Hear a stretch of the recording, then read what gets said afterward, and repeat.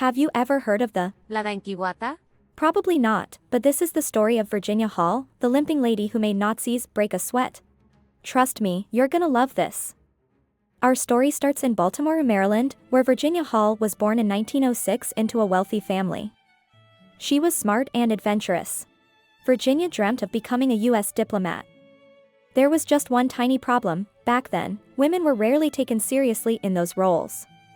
Still, she gave it her all, working abroad as a clerk. Then, in 1932, tragedy struck. Virginia tripped on a fence and accidentally shot herself in the left foot during a hunting trip. The injury was so severe that her leg had to be amputated below the knee.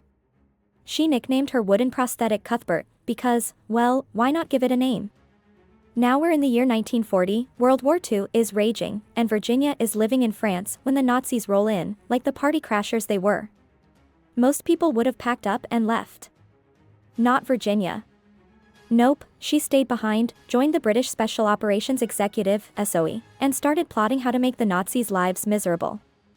Her job? Spy stuff. Sneaking messages, organizing resistance movements, and supplying fighters with weapons.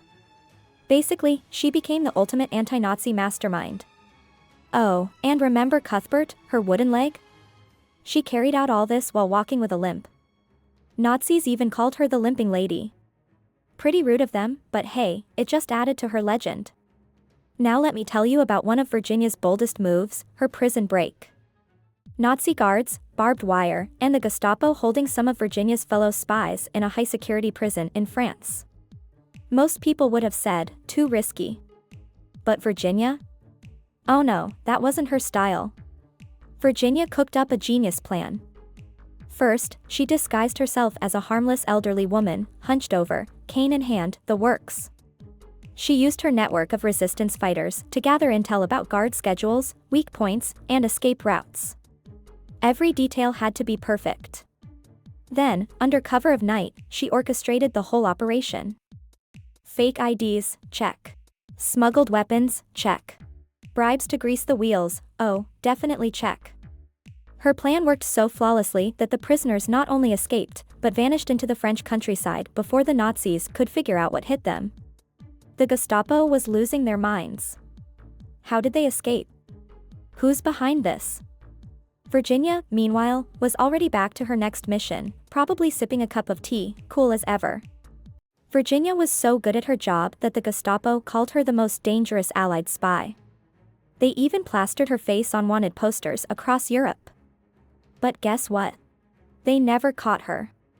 Not even close. Virginia had this incredible ability to disguise herself.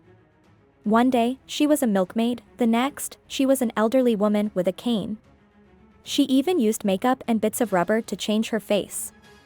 Basically, she was the original master of disguise. And when things got really dicey, she hiked across the freaking Pyrenees Mountains, on one leg, in winter, while evading the Gestapo. Imagine covering up to 50 miles in 2 days on one leg. I don't know about you, but I can barely survive a cold day with 2 legs and a puffer jacket. After the war, Virginia didn't stop. She worked for the CIA, proving that retirement was so not her style. For her incredible bravery, she earned honors from both Britain and France, including the prestigious Distinguished Service Cross. And get this, she's the only civilian woman in World War II to receive that award. What did you think of the Limping Lady? I think they totally should have made a movie about her life. If you loved this story, hit like and subscribe for more like this. Got a favorite spy story? Drop it in the comments. Thanks for watching.